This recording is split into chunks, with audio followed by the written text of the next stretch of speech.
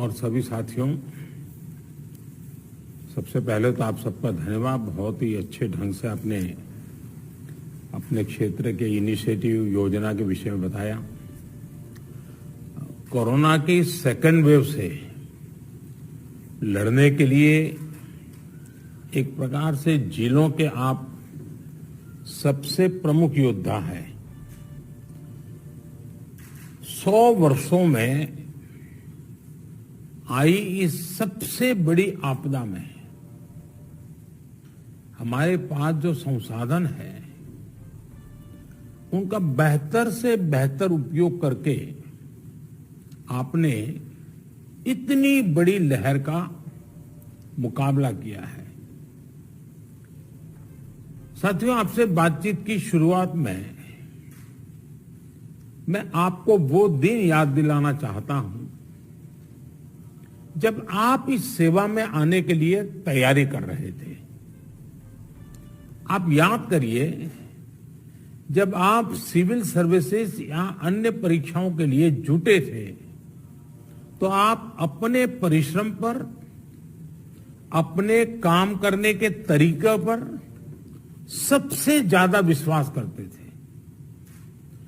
आप जिस भी क्षेत्र में रहे हो वहां की छोटी छोटी बारीकी से परिचित होते हुए आप सोचते थे कि मैं इस दिक्कत को इस तरह दूर करूंगा। आपकी यह सोच आपकी सफलता की सीढ़ी भी बनी। आज परिस्थितियों ने आपको अपनी क्षमताओं की नई तरह से परीक्षा देने का अवसर दिया है। अपने जिले की छोटी सी छोटी दिक्कत को दूर करने के लिए पूरी संवेदनशीलता के साथ लोगों की समस्याओं का समाधान करने के लिए आपकी यही भावना काम आ रही है। हां, कोरोना के इस काल ने आपके काम को पहले से कहीं अधिक चैलेंजिंग और डिमांडिंग बना दिया है। महामारी जैसी आपदा के सामने सबसे ज्यादा अहमियत हमारी संवेदनशीलता और हमारे हौसले की ही होती है। इसी भावना से आपको जन जन तक पहुंचकर जैसे काम कर रहे हैं उसको और अधिक ताकत से और अधिक बड़े पैमाने पर करते ही रहना है। साथियों, नए नए चैलेंजेस के बीच हमें नए नए तौर तरीकों और समाधानों की जरूरत होती है और इसलिए ये जरूरी हो जाता है कि हम अपने स्थानीय अनुभवों को साझा करें और एक देश के रूप में मिलकर के हम सब काम करें। अभी 2 दिन पहले ही मेरी अन्य कुछ राज्यों के अधिकारियों से भी मुझे बात करने का मौका मिला था। उस बैठक में अनेक सुझाव, अनेक समाधान अलग अलग जिलों के साथियों की तरफ से आए हैं। आज भी यहां कुछ जिलों के अफसरों ने अपने जिलों की स्थिति और अपनी रणनीति को हम सबके बीच साझा किया है। जब फील्ड पर मौजूद लोगों से बातचीत होती है तो ऐसी अभूतपूर्व परिस्थितियों से निपटने में बहुत अधिक मदद मिलती है। बीते कुछ समय में ऐसे अनेक सुझाव मिले हैं। अनेक जिलों में परिस्थिति के अनुसार कई इनोवेटिव तरीकों की भी जानकारी आप लोगों से मिली है। गांवों में कोरोना टेस्ट की सुविधा अधिक से अधिक लोगों तक पहुंचाने के लिए मोबाइल वैन का तरीका कई लोगों ने अपनाया है। स्कूलों, पंचायत भवनों को कोविड केयर सेंटर्स में परिवर्तित करने का कुछ लोगों ने इनिशिएटिव लिया है। आप लोग खुद गांव-गांव जाते हैं, वहां की व्यवस्थाओं की निगरानी करते हैं, आप ग्रामीणों से बात करते हैं, तो इससे जो वहां का सामान्य नागरिक है या वहां के गांव के जो एक प्रकार से लीडर लोग हैं, 5 होते हैं, 10 होते हैं, 15 होते हैं, अलग अलग क्षेत्र के होते हैं, उनको जब शंकाओं का समाधान होता है और डायरेक्टली आपके साथ जुड़ते हैं तो उनका आत्मविश्वास अनेक गुना बढ़ जाता है। सारी आशंकाएं एक प्रकार से आत्मविश्वास में बदल जाती है। आपकी मौजूदगी से, आपके संवाद से गांव में ये डर निकल जाता है कि कुछ हो गया तो हम कहां जाएंगे, हमारा क्या होगा। आपको देखते ही तो सारा मन उसका बदल जाता है। इससे लोगों में साहस के साथ ही अपने गांव को बचाने की जागरूकता भी बढ़ती है। और मेरा आग्रह है, हमें गांव-गांव यही संदेश पक्का करना है कि हमें अपने गांव को कोरोना से मुक्त रखना है और लंबे अरसे तक जागरूकता से प्रयास करना है। साथियों, बीते कुछ समय में ये बात सही है कि देश में एक्टिव केस कम होने शुरू हुए हैं। आप भी अपने जिले में अनुभव करते होंगे कि 20 दिन पहले जो एकदम से आपके ऊपर प्रेशर आया था, अब आपको भी काफी महसूस होता होगा बदलाव। लेकिन आपने इन 1.5 सालों में ये अनुभव किया हुआ है कि जब तक ये संक्रमण माइनर स्केल पर भी मौजूद है, तब तक चुनौती बनी रहती है। कई बार जब केस कम होने लगते हैं तो लोगों को भी लगता है कि अब चिंता की बात नहीं, वो तो चला गया। लेकिन अनुभव दूसरा है।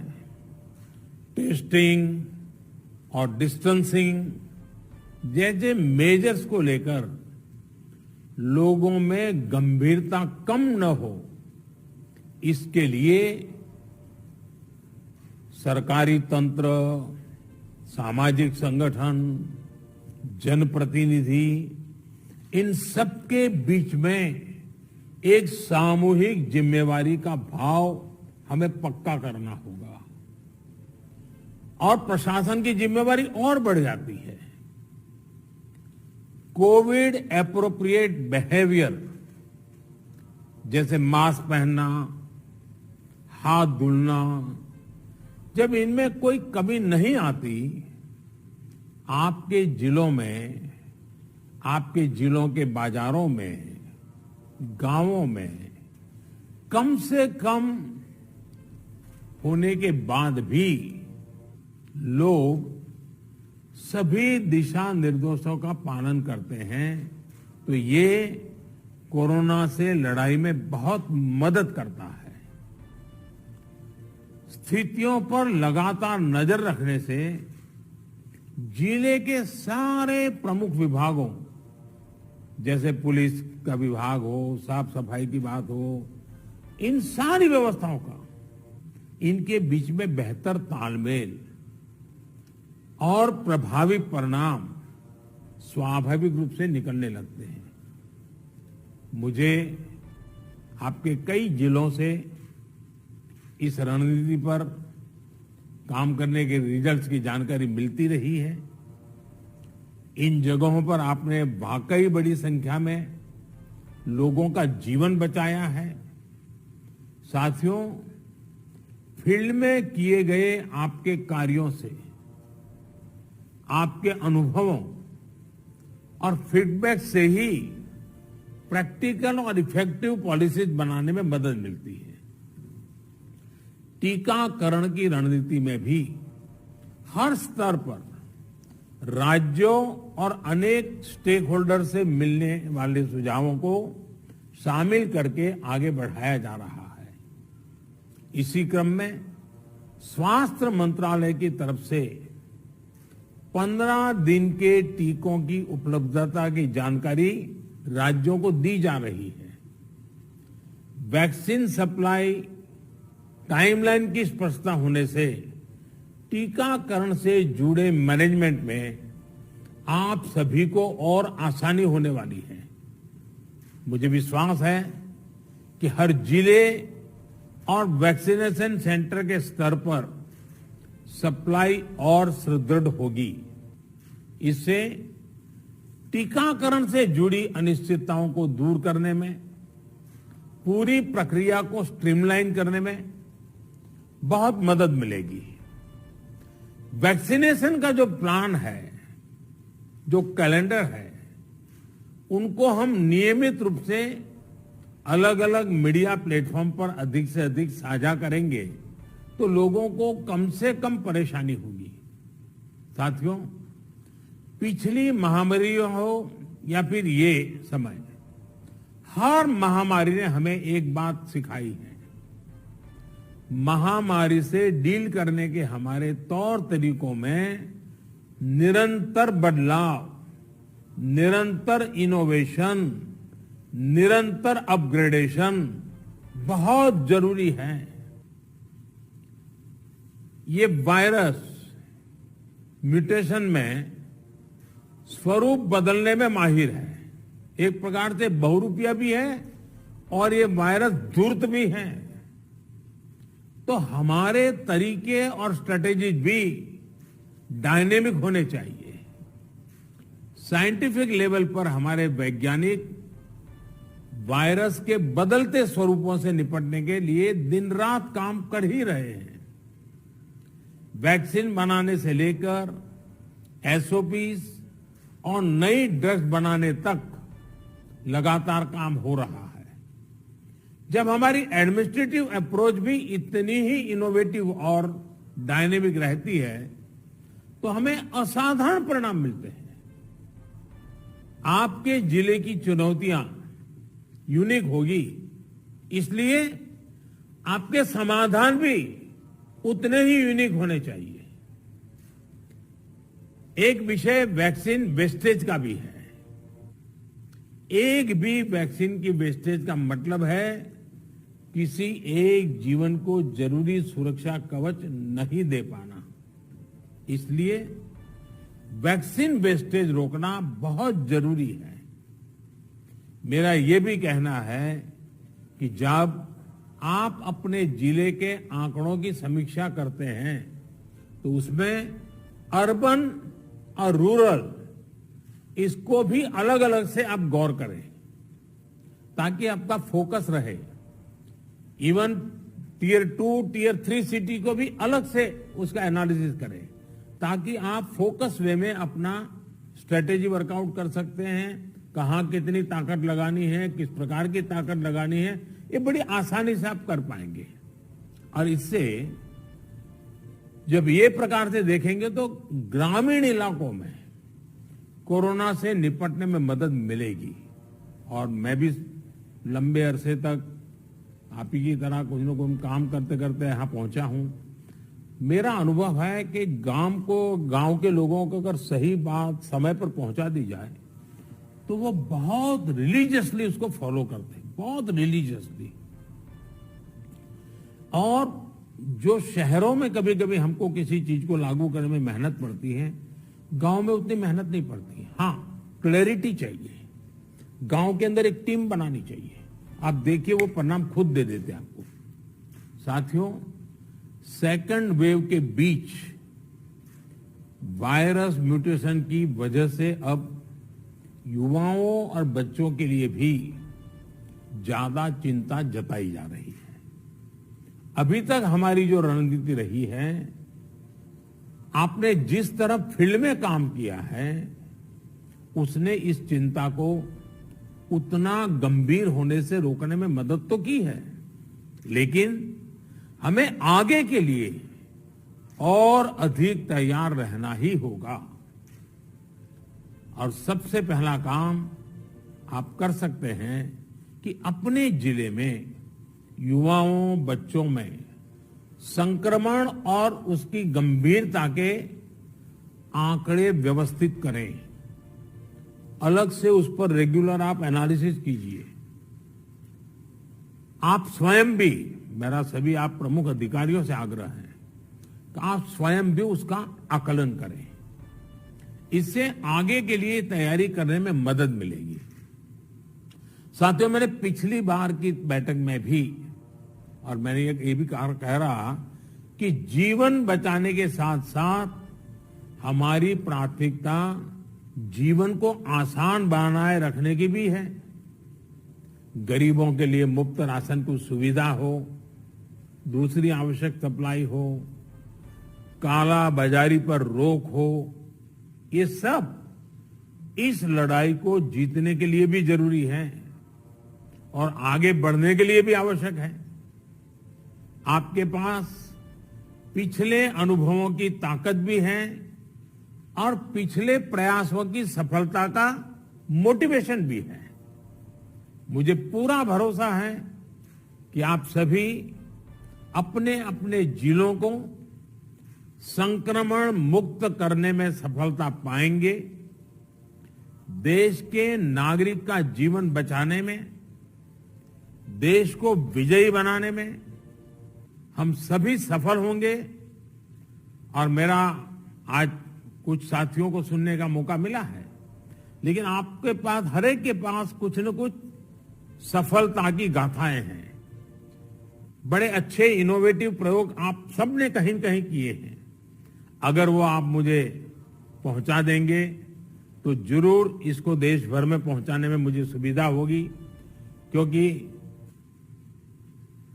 इंटेलेक्चुअली डिबेट करके कितनी भी चीज क्यों न निकाले, लेकिन उससे ज्यादा ताकत जो फील्ड में काम करता है, उसने जो अनुभव किया है और उसने जो रास्ते खोजे हैं, वो बहुत ताकतवर होते हैं। और इसलिए आप सबकी भूमिका बहुत बड़ी है और इसलिए मेरा आपसे आग्रह है कि आप इसको निकालिए। दूसरा, पिछले 100 साल में किसी के जीवन में इतने बड़े संकट से जूझने की जिम्मेवारी नहीं आई है। आप डिस्ट्रिक्ट में बैठे हैं, आपके जिम्मे सबसे बड़ा बोझ आया है। आपने बहुत चीजें ऑब्जर्व की होगी, मानव मन को ऑब्जर्व किया होगा, व्यवस्थाओं की मर्यादाओं को देखा होगा, कम से कम संसाधनों का ऑप्टिमम यूटिलाइजेशन करके आपने एक नए रिकॉर्ड प्रस्थापित किए होंगे। जब भी मौका मिले इसको जरा जरूर अपनी डायरी में लिख करके रखिए। आने वाली पीढ़ियों को आपके अनुभव काम आएंगे, क्योंकि पिछली शताब्दी में 100 साल पहले जो बड़ी महामारी हुई, वो उसके उतने रिकॉर्ड उपलब्ध नहीं है कि वो लड़ाई, उसका रूप कैसा था, संकट कितना गहरा था, कहाँ क्या हुआ, बाहर निकलने के रास्ते क्या खोजे गए। लेकिन आज हमारे डिस्ट्रिक्ट के अफसर अगर ये डिस्ट्रिक्ट गैजेट की तरह इसको बनाएंगे तो भविष्य की पीढ़ियों को भी हमारी ये मेहनत, हमारे अनुभव, ये आने वाली पीढ़ियों के लिए भी काम आएगा। और मैं आपको भी इस सफलता के लिए, इस मेहनत के लिए, और आपको और आपकी पूरी टीम को, जिस प्रकार से आप लोगों ने इसका नेतृत्व किया है, आपको बधाई देता हूं, आपकी सराहना करता हूं। और मैं आशा करता हूं कि आप और अधिक सफलता प्राप्त करेंगे, तेजी से सफलता प्राप्त करेंगे और जन सामान्य के अंदर विश्वास पैदा करेंगे। सामान्य मानवीय का विश्वास विजय की सबसे बड़ी जड़ी बूटी है, सबसे बड़ी जड़ी बूटी है। इससे बड़ी जड़ी बूटी नहीं हो सकती है और ये काम आप आसानी से कर सकते हैं। आप स्वस्थ रहें, कार्य का बोझ आपको ज्यादा है, मैं अनुभव करता हूं। अब बारिश की सीजन आएगी